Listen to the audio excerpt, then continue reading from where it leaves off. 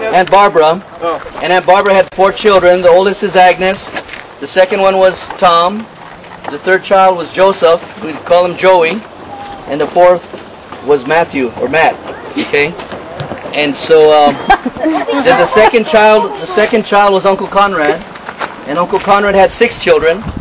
And the eldest was Frederica. And then Donald. And then Regina. And then Elizabeth. Chris, I'm terrible. Chris came before Elizabeth. No. Sorry, Chris. Okay, Chris, and then Elizabeth, and then Casilda, which was named after Grandma Casey. Right? And then the baby was actually the first one to have children, was my mom, Lolly. And so Lolly had 5 children, which the first was Damien, second was myself, third was Verena, and then Anne, and then Christopher. Okay, so between all of us, we had 15. I mean, between the 3 kids, had 15 children. And now that those 3 kids now have like what about? There's probably about 75 descendants, I think, altogether. About 75 of us. Yeah.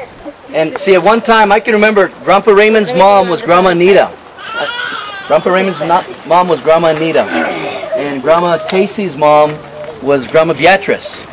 And yeah, she used to have a store like Kmart in San Luis Valley. It was a huge mercantile. In the Philippines they call it sari-sari store. They had everything, you know, a little bit of everything. And so it was the biggest store in the valley. And they had, of course, they had a lot of money. So Grandma Casey was raised with a lot of means and went to the best colleges and just very educated. Grandpa Raymond was a farmer and a rodeo horse rider. He came into town standing on 2 horses to promote the rodeo, and that's how Grandma met him.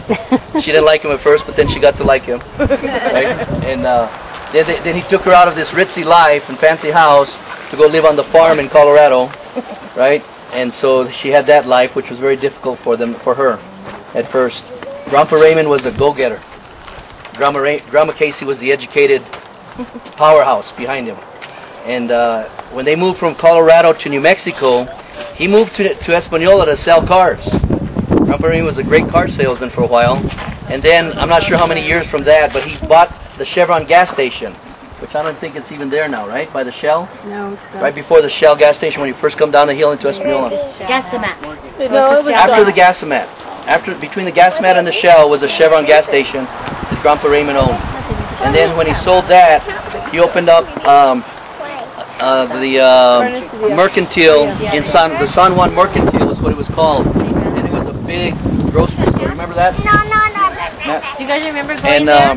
And that had a big meat market in there. And that place burned down. And so then Grandpa opened up Ramon's Carniceria, which is right behind what used to be Tasty Freeze in Espanola. And so Grandpa was always an entrepreneur. Grandma was always right there behind him, supporting him 100% of the time. And in her later years, Grandma was so sharp. She used to do a crossword puzzle faster than anybody I'd ever known in my life. She could sit down and get the whole thing done in an hour or less, you know, sometimes 15 minutes. But she was very well read. She read all these magazines. She knew all the current events. She read like 15 magazines every month, you know, whatever's, you know, her subscriptions that came in. And she did this until she died. She was very, very smart. No Alzheimer's, no dementia, playing cards.